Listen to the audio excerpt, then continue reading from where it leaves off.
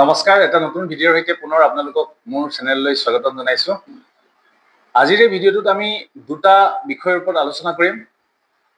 যিসকল ছাত্ৰ ছাত্ৰীয়ে অহা বছৰ প্ৰিলিমিনাৰী 2026ত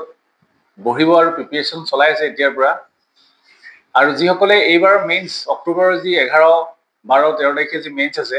তাৰ কাৰণে প্ৰস্তুতি চলাই আছে, সকলোৰে কাৰণে এই ভিডিঅ'টো সহায়ক হ'ব। কাৰণ আজিৰ এই ভিডিঅ'টোত মই আলোচনা কৰিম কি ধৰণে আমি নোট মেকিং কৰিব লাগে আৰু ৰিভিজনৰ কাৰণে আমি কি ধৰণে শৰ্ট নোট বনাব পাৰোঁ, আৰু লগতে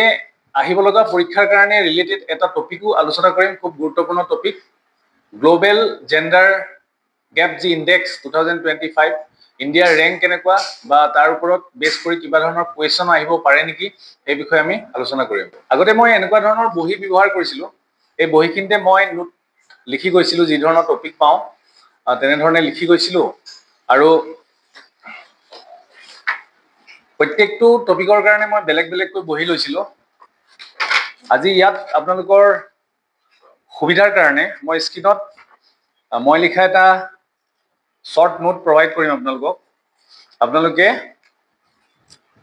সেইটো চালে বুজি পাব যে কি ধৰণে আমি শৰ্টকে লিখিব পাৰোঁ। কিন্তু মোৰ ক্ষেত্ৰত এটা ডিফাৰেঞ্চ আপোনালোকে অনুভৱ কৰিব, বেলেগ কম্পিটিটৰৰ লগত যদি কম্পেয়াৰ কৰি চাওঁ, মই কিছুমান নোট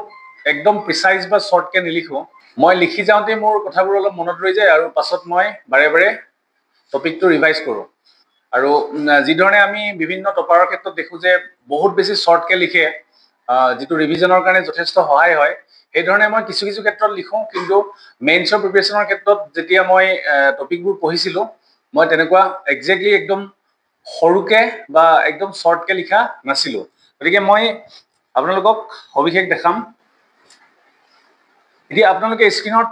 দেখাৰ ধৰণে মই এয়া যিটো টপিক হয়, এই টপিকটো নিউজ পেপাৰৰ পৰা বিভিন্ন তথ্য সংগ্ৰহ কৰিছিলোঁ আৰু বিভিন্ন ৱেবছাইটৰ পৰা। সেই সময়ত যিহেতু চাইল্ড মেৰেজৰ ওপৰত বৰ্তমানৰ যি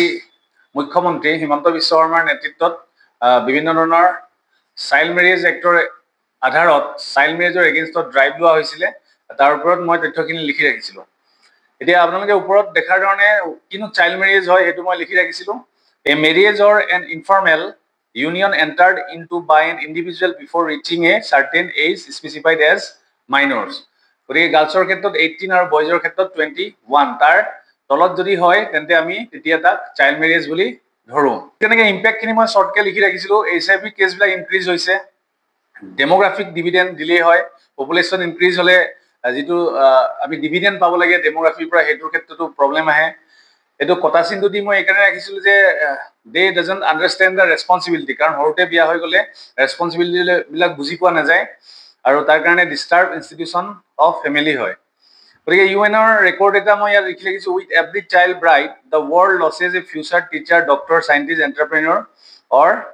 পলিটিকেল লিডাৰ। এইটো ইউনাইটেড নেশ্যনৰ মতে কৈছে যে এগৰাকী শিশুৱে বা চাইল্ডে যেতিয়া বিয়াত বহে বা কইনা হয়, এগৰাকী চাইল্ড ব্ৰাইড হয়, তেন্তে আমি পৃথিৱীৰ পৰা এগৰাকী ভাল টিচাৰ বা ডক্টৰ, চাইণ্টিষ্ট এনেকুৱাবিলাক আমি হেৰুৱাই পেলাওঁ। অৰ্থাৎ তেওঁ ভৱিষ্যতে এডুকেটেড হৈ পেলাই এনেকুৱা ধৰণৰ কামত নিজকে নিয়োজিত কৰিলেহেঁতেন।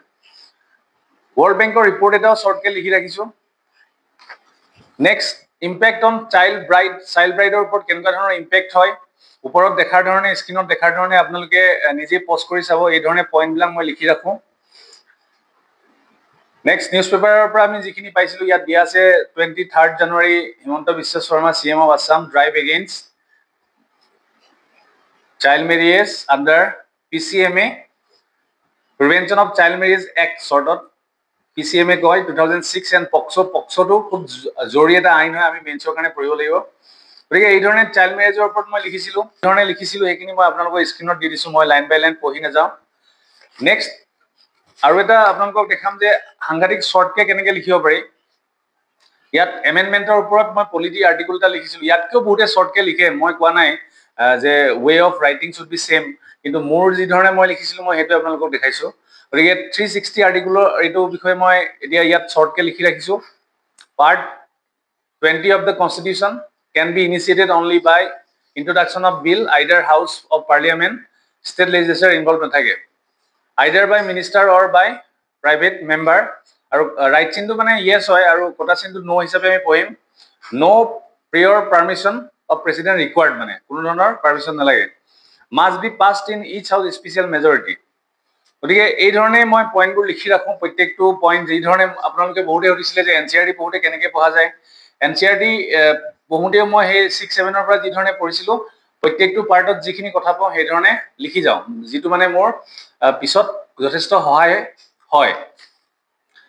কিন্তু এতিয়া আজি যিটো টপিক আলোচনা কৰিম সেই টপিকটো মই নিজে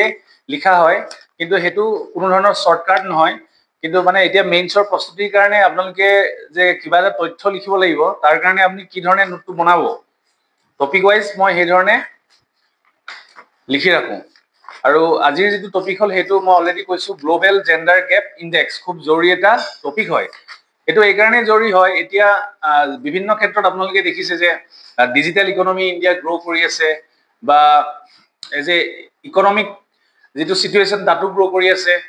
বা বিভিন্ন ক্ষেত্ৰত ভাৰতত এতিয়া প্ৰগ্ৰেছ আমি দেখা পাওঁ কিন্তু তেনেকুৱাৰ পাছতো আমি জেন্ডাৰ গেপ এটা কিয় দেখা পাওঁ হেতু ওপৰত বেছ কৰি পেলাই আপোনালোকৰ প্ৰশ্ন আহিব পাৰে কাৰণ জেন্ডাৰ গেপ ৰিপৰ্ট যেটো এটো তাত বিভিন্ন এনেকুৱা ধৰণৰ তথ্য দেখা গৈছে য'ত ইণ্ডিয়াৰ জেন্ডাৰ গেপ এটা আছে বুলি আমি ক'ব পাৰোঁ আৰু আমি যোৱাকালিৰ যিটো ডিজিটেল ডিভাইড তাতো আমি পঢ়িছো যে ডিজিটেল ডিভাইডৰ ক্ষেত্ৰতো আমি জেন্ডাৰ গেপ দেখা পাওঁ তাৰ মিনিংটো এনেকুৱা হ'ল যে এগৰাকী ফিমেলৰ মোবাইল ফোন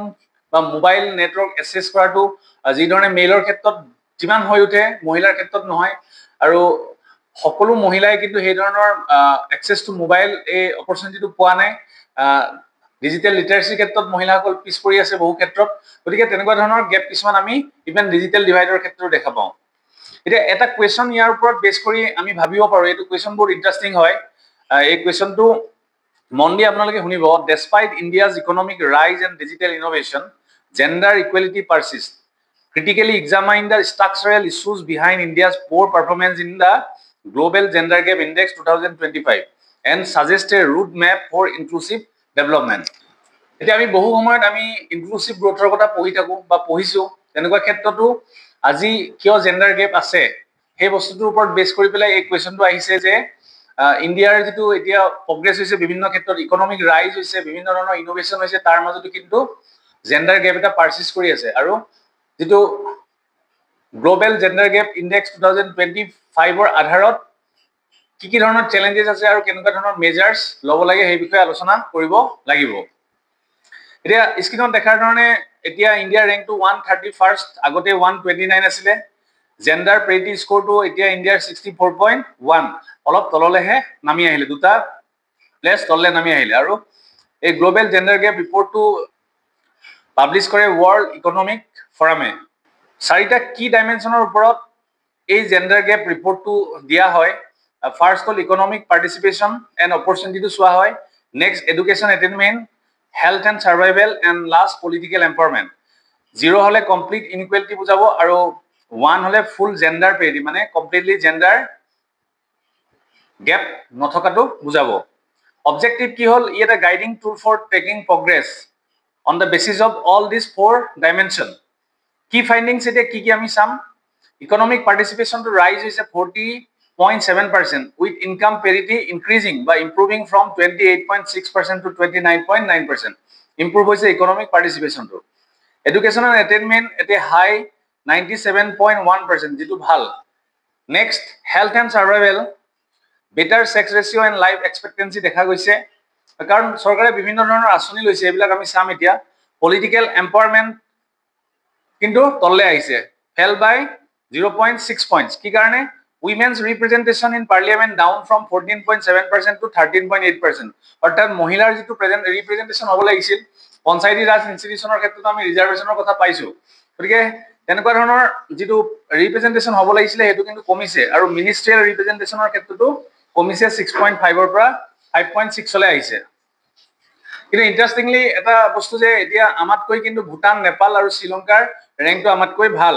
আৰু বাংলাদেশৰ ক্ষেত্ৰত বাংলাদেশে 75টা প্লেস আগুৱাই আহিছে মানে 75টা প্লেস আগতে যদি পিছত আছিল আগুৱাই এতিয়া গ্লোবালি 24th ৰেংক পাইছে কি কাৰণে তাত বাংলাদেশত পলিটিক্যাল এম্পাৱাৰমেন্টটো বাঢ়িছে ওমেন ৰিপ্ৰেজেন্টেশনটো বাঢ়িছে পাকিস্তান একেবাৰে হেকত আছে যেটো হবই পাকিস্তান হেকত আছে তো আমি ডেফিনেটলি জানো 148 ৰেংক নেক্সট আমি সৰকাৰে কেনেকুৱা ধৰণৰ ইনিচিয়েটিভ লৈছে পলিসি এণ্ড লেজিসলেটিভ ৰিফৰ্মছ কিছুমান লাগিব পলিসি কিছুমান আছে Nari Shakti Vandan Adhiniyam 2023 reserving seats for women in legislative assembly বা লেজিসলেচাৰ এডুকেশ্যন এণ্ড স্কিল ডেভেলপমেণ্টৰ ক্ষেত্ৰত আছে আপোনালোকে সকলোৱে শুনিছে বেটি বচাও বেটি পঢ়াও বিজ্ঞান জ্যোতি এনেকুৱা ধৰণৰ আছে ফিমেল গ্ৰছ এনৰোলমেণ্ট ৰেচিঅ'টো বাঢ়িছে ইন হায়াৰ এডুকেশ্যন 42.5 ৰ পৰা 46.3% হৈছে ইকনমিক পাৰ্টিচিপেশ্যনটো বাঢ়িছে আপোনালোকে অকমান হেণ্ডৰাইটিংটো অকমান প্ৰব্লেম পাব পাৰে কাৰণ যেতিয়া নিজৰ কাৰণে নোট বনোৱা হয় অলপ ফাষ্ট লিখা হয় তথাপি ভাবিছো যে এই ধৰণে পঢ়িব পাৰিব যদি মোৰ ভিডিঅ'টোৰ লগত চাই থাকে female labour force participation to increase হয়েছে 23.3% পৰা 41.7% আহিছে এনেকুৱা ধৰণৰ কিছুমান স্টেপ আছে ষ্টেণ্ড আপ ইণ্ডিয়া আৰু মহিলা ই হাত এনেকুৱা ধৰণৰ আমাৰ কিছুমান স্টেপ লোৱা হৈছে shifting social norms social attitude to change হৈছে মানে আগৰ দিনত যি ধৰণৰ এটিটিউড এটা আছিলে সেই এটিটিউডটো আজিকালি ডেভেলপ হৈছে মানে চেঞ্জ হৈছে যে আগৰ ধৰণৰ যেটো পেট্ৰিয়াৰ্কেল নৰ্মস আছিল যেটো হেতু আজিকালি নোহোৱা হৈছে মহিলাসকলক সমানে সুবিধা দিবৰ কাৰণে পৰিয়ালত গুৰুত্ব আৰোপ কৰা হয় মহিলাৰ এডুকেশ্যনৰ ওপৰত আজিকালি ফ্যামিলিত গুৰুত্ব আৰোপ কৰা হয় নেক্সট ফাইনান্সিয়েল ইনক্লুজন কিছুমান জানে আপোনালোকে আছে আমি এক্সাম্পল দিম পিএম জনধন যোজনা আছে ষ্টেণ্ড আপ ইণ্ডিয়া আছে হেলথ এণ্ড ৰিপ্ৰডাক্টিভ ৰাইটছৰ ক্ষেত্ৰত আমি চাম প্ৰধানমন্ত্ৰী মাতৃ বন্দনা যোজনা আছে নেশ্যনেল হেল্থ মিছন আছে মেটাৰনেল মৰ্টেলিটি ৰেটটো কমিছে যেটো আমাৰ কাৰণে ভাল বেটাৰ হেল্থ আউটকামছ ফৰ উইমেন আৰু চ্যালেঞ্জেছ বিলাক আমাৰ কাৰণে জৰি হয় আমি তেতিয়া চ্যালেঞ্জেছবোৰ আমি অন্তত ফ্লো চাৰ্ট কৰি হলেও মেনশন কৰিব লাগিব আৰু লাষ্টত যেটো আমাক মেইনলি উঠিছে সাজেষ্ট মেজাৰ্স এই মেজাৰ্সটো আমি দিম চ্যালেঞ্জেছ কিনি স্ক্ৰিনত দিয়া আছে আপোনালোকে পঢ়ি চাব ল ফিমেল লেবাৰ ফোৰ্স পাৰ্টিসিপেশন এটা ডাঙৰ সমস্যা হয় তাৰ লগত ৰিলেটেড কিছুমান কথা আছে পেট্ৰিয়াৰ্কেল নৰ্মস এটা হয় আনসেফ ওয়াৰ্ক প্লেস হয় lake of child care support এইটা হয় আৰু ডাটাখিনি আমি সব ডাটা এক্স্যাক্টলি মনত নাৰাখিলেও কোন কথা নাই বাট আমি যেটো ইম্পৰ্টেন্ট বুলি ভাবো তেনেকুৱা ধৰণৰ ডাটা আমি নিশ্চয় প্ৰভাইড কৰিম এডুকেশ্যন এণ্ড লিটাৰেসি ডিসপেৰিটি দেখা যায় সেন্সাস 2011 মতে হৈছে 65% ফিমেল আৰু 82% মেল এনৰোলমেন্ট গতিকে কিমান ডিফাৰেন্স এটো চাওক 40% of girls aged 15-18 are out of school with 23 million dropping out due to menstruation related stigma and lack of facilities এনেকুৱা ধৰণৰ কাৰণেও মহিলাসকল স্কুল যোৱাৰ পৰা বঞ্চিত হৈছে ইকনমিক পাৰ্টিসিপেশন এণ্ড ওয়েজ ইনইকুৱেলিটি দেখা যায় যেনেকৈ মহিলাসকলৰ আজি যিমান কাম কৰে মহিলাসকলে দিনটোত যিমান ঘৰৰ কাৰণে কাম কৰে তাক যদি ইকনমিক ভ্যালু দিয়া যায় হি ইয়াত কোৱাৰ মতে 22.7 লাখ কৰৰ হ'ব যেটো ইণ্ডিয়াৰ গ্ৰছ ডমেষ্টিক প্ৰডাক্টৰ 7.5% কিমান এটা এমাউন্ট মহিলাসকলৰ হেতু আনপেইড হৈ আছে আনপেইড কেয়াৰ ওয়াৰ্ক বুলি যেটো কয় এটো এটা খুব ইম্পৰ্টেন্ট আৰু এটো তথ্য হৈছে ইকনমিক সাৰ্ভে 2022 আৰু 23 বেসিছত next implementation gaps in scheme কিছুমান আছে ইমপ্লিমেন্টেশন গ্যাপ কিছুমান দেখা যায় গ্ৰাসৰুট লেভেলত যি ধৰণে কাম কৰিব লাগে ইমপ্লিমেন্টেশন যেনেকৈ হ'ব লাগে সেই ধৰণৰ নহয় পোৰ এৱেৰনেছ আছে weak last mile delivery lack of gender sensitive monitoring etcetera শব্দবোৰ গুৰুত্ব দিব আপুনি কিছুমান শব্দ ব্যৱহাৰ কৰিলে অত্যাধিক লিখাৰ প্ৰয়োজন নাথাকে শব্দটোতে সকলো সোমাই থাকে আৰু পৰীক্ষকে ডেফিনেটলি বুজি পাব এটা মেজাৰ্স কি লম মেজাৰ্স হৈছে চ্যালেঞ্জেছৰ উল্টাটো আপুনি এক্সাক্ট চ্যালেঞ্জ কি মই ৰাখিলেও মেজাৰ্স কি ধুনীয়াকৈ নিজৰ মতে লিখিব পাৰিব তথাপি মই কেইটামান লিখিছো ইয়াত স্ট্ৰেংথেনিং enforcement of protection loss protection ল বিলাক ষ্ট্ৰেং কৰিব লাগিব যেনেকৈ পক্সোৰ কথা কৈছো আকৌ আমি এটো চাইল্ড ম্যাৰেজৰ টু ইম্পৰ্টেন্ট হয় পিসিএমএ যেটো protection of child marriage act domestic violence এক্টবোৰ খুব এক্টিভ কৰিব লাগিব নিৰ্ভয়া ফান্ড এটা খুব ভাল ইনিচিয়েটিভ হয় এনহান্সিং ইকনমি ইনক্লুজনৰ কাৰণে যিখিনি আমাৰ জৰুৰী ফাইনান্সিয়েল যেটো এৱেৰনেছ সেইখিনি আমি দিব লাগিব next education skilling and digital access যেটো অলৰেডি মই কৈ গৈছো প্ৰমোট পাৰ্টিসিপেশন ইন স্টেমৰ ফুল ফৰ্মটো আপোনালোকে কমেন্ট কৰিবচোন vocational training under digital India skill India bridge digital gender divide through PMG Disha ইয়াৰ জৰিয়তে আমি ডিজিটেল ডিভাইডৰ ক্ষেত্ৰত গুৰুত্ব আৰোপ কৰিম নেক্সট ইনক্লুসিভ গভৰ্নেন্স খুব জৰুৰী এণ্ড ডাটা ড্ৰিভেন পলিসি ডাটাৰ ওপৰত বেছ কৰি পলিসিবোৰ হ'ব লাগে যধে মনে পলিসি বনাইলে নহব গ্ৰাসৰুট লিডাৰশিপ খুব জৰুৰী এটা বিষয় হল আৰু জেন্ডাৰ বাজেটিং এই দুটা আপোনালোকে এক্সাম্পল দিব পাৰে ইনক্লুসিভ গভৰ্নেন্সৰ ক্ষেত্ৰত হেল্থ নিউট্ৰিশনৰ ক্ষেত্ৰত আৰু সেফটিৰ ক্ষেত্ৰত আমি ইনফ্ৰাষ্ট্ৰাকচাৰ ডেভেলপমেন্টৰ কথা গুৰুত্ব দিম expand reproductive and maternal health care via NHM combat malnutrition under পোষণ অভিযান ensure gender responsive infrastructure গতিকে ই এটা আমাৰ কাৰণে খুব জৰুৰী এটা টপিক হয় গতিকে আপোনালোকে ডাইৰেক্টলি কোৱেশ্চন নাপালেও ইয়াৰ যিখিনি আমি পইণ্ট পঢ়িলো সেইখিনি আমি বেলেগ ধৰণৰ কোৱেশ্চনত লগাব পাৰিম যেতিয়া ইয়াৰ ৰিলেটেড হ'ব বা ডাইৰেক্টলি আমি এই কোৱেশ্চনটো পোৱাৰ সম্ভাৱনা যথেষ্ট আছে আশা কৰিছো আজিৰ যিখিনি কথা আলোচনা কৰিলো ই আপোনালোকক যথেষ্ট সহায় কৰিব আৰু বৰ্তমান সিচুৱেচনৰ ওপৰত বেছ কৰি আমি আগন্তুক ভিডিঅ'ত বিভিন্ন ধৰণৰ টপিক আলোচনা কৰিব লাগিব যি ধৰণে এতিয়া অসমত খুব খৰাং সিচুৱেচন এটা দেখা গৈছে আৰু ড্ৰট ডিস্ট্ৰিক্টও চৰকাৰে ডিক্লেয়াৰ কৰিছে কেইখনমান ডিস্ট্ৰিক্টক গতিকে আমি তাৰ ওপৰতো কুৱেশ্যন পাব পাৰো কি কাৰণে এই চেঞ্জেছ বিলাক আহিছে মনচুনেল যিটো ইম্পেক্ট হওক তেনেকুৱা এটা ফিউচাৰ পাৰ্সপেক্টিভতো কুৱেশ্যন আহিব পাৰে যে বৰ্তমান এনেকুৱা যিটো সিচুৱেচন হৈছে হেতুৰ ক্ষেত্ৰত কেনেকুৱা ধৰণৰ ষ্টেপ ল'ব লাগিব কেনেকৈ আমি এগ্ৰিকালচাৰ সেক্টৰটো আগুৱাই নিয়াৰ ক্ষেত্ৰত আমি ষ্টেপ ল'ম গতিকে সৰ্বাত্মক দৃষ্টিভংগীৰে লৈ আমি এই টপিকবোৰ আলোচনা কৰি যাম কিন্তু এটা শেষত মই আপোনালোকক এটা পৰামৰ্শ দিওঁ যেহেতু বতৰ এতিয়া খুব গৰম সকলোৱে এইটো অনুভৱ কৰিছে পঢ়াৰ যথেষ্ট কষ্টৰ এটা সময় মানে এতিয়া যিটো গৰম চলি আছে তাৰ মাজতো কিন্তু আমি ডেফিনেটলি আমাৰ কামখিনি কৰি যাব লাগিব তাৰ কাৰণে আপোনালোকে ৰুটিনখন ফলো কৰিব ৰুটিনৰ মাজত কিছুমান টাইম ৰাখিব যিটো টাইমত আপুনি আপোনাৰ ভাল লগা কামখিনি কৰে বোলে অলপ ৰেষ্ট ল'লে বোলে টিভি চালে বা ভাল কিতাপ এখনকে পঢ়িলে বা অলৰেডি যেহেতু কিতাপ পঢ়ি আছে কিতাপ নপঢ়ি আপুনি মিউজিক শুনিলে বা অকণমান ওলাই গ'ল এনেকৈ ধৰণে আপোনালোকে এই যি আঢ়ৈ মাহ সময় আছে আঢ়ৈ মাহ সময়টো ৱেল ইউটিলাইজ কৰিলে আপোনালোকে ডেফিনেটলি এটা ভাল পাৰফৰ্মেঞ্চ দিব পাৰিব আৰু যিসকলে প্ৰিলিমিনাৰী 2026ৰ কাৰণে প্ৰিপেয়াৰ কৰি আছে এনেকুৱা কথাত কেতিয়াও গুৰুত্ব নিদিব যে আজি অলপ গৰম হ'ল এতিয়া আজি নপঢ়ো কাইলৈ পঢ়িম যিটো প্ৰক্ৰাষ্টিনেশ্যন যিটো নেচাৰ সেইটো কিন্তু চিভিল সাৰ্ভিস প্ৰিপাৰেচনৰ কাৰণে মাৰাত্মক মোৰ লাইভ জাৰ্নি ভিডিঅ'টো মই অলৰেডি কৈ থৈছো যিসকলে